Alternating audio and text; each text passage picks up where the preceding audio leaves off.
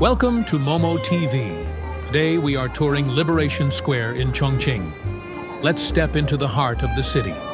Right now, you're standing in Liberation Square, known locally as Jiafangbei. If Chongqing has a pulse, this is where you can feel it most clearly. The name Jiafangbei means Liberation Monument. At its center stands a tall stone tower. Simple, vertical, unmistakable. This monument marks a moment of transition, a turning point in history, when the city and the nation stepped into a new chapter. But today, Jiafangbei isn't frozen in the past. It's alive. Look around you. Glass towers, digital billboards, crowds moving in every direction. Liberation Square is not a quiet memorial. It has become Chongqing's living room, a place where the city gathers, shops, meets, eats, waits, and moves on. This is where history and daily life overlap. In a city full of vertical movement, sudden turns, and visual noise, this building asks you to look again. You're standing in front of Guotai Arts Center, Guotai Theater, one of the most recognizable modern landmarks in Chongqing.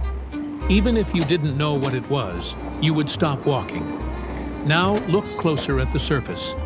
Sharp angles, folded planes, lines that seem to slide over one another. The building doesn't feel static. It feels like it's caught mid-movement, as if the architecture itself is performing. 看到没，那就是重庆的哈尔果。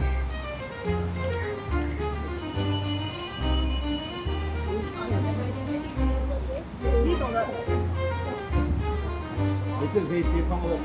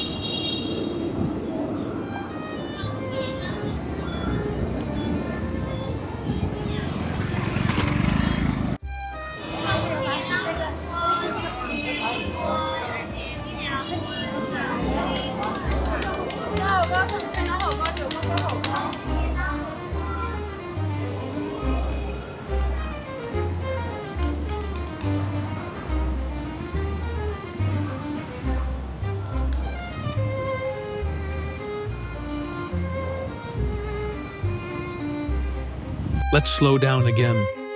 We're now standing high above the city at the observatory on top of Chongqing EFS. The air up here feels different, quieter, lighter, almost detached from the urgency below.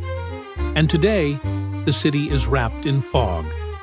At first glance, you might think the fog is hiding Chongqing, but here, the fog is doing the opposite. It's revealing how this city truly exists. Chongqing has always lived between clarity and obscurity, between what you can see and what you can only sense. The fog doesn't erase the city, it softens it. Look out across the skyline. Buildings rise, then disappear. Bridges fade into white. Lights glow faintly, as if floating without support. From this height, Chongqing doesn't feel like a collection of structures.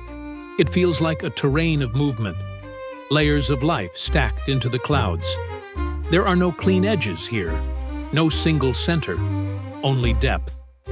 Even from above, you can sense the geography beneath the fog. The city doesn't spread outward, it climbs. Hills push buildings upward, rivers carve invisible paths below. Roads twist, stack, and overlap. This is not a city placed on land. This is a city negotiating with it. From street level, Chongqing feels overwhelming. Too many steps, too many layers, too many directions. But from up here, it finally becomes legible.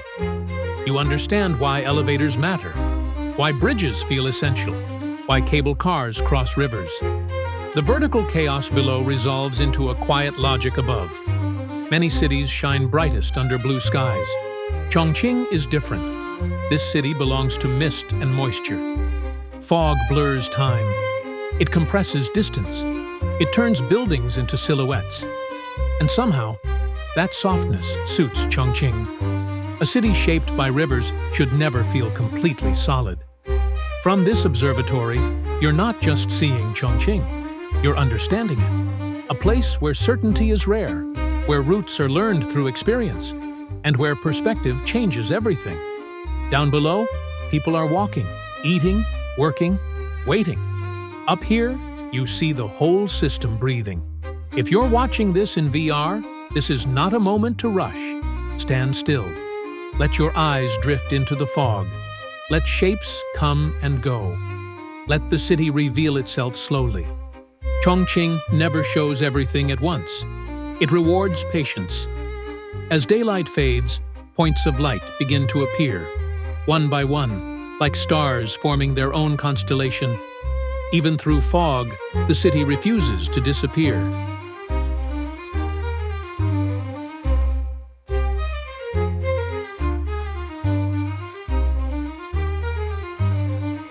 Thank you, and see you in next episode.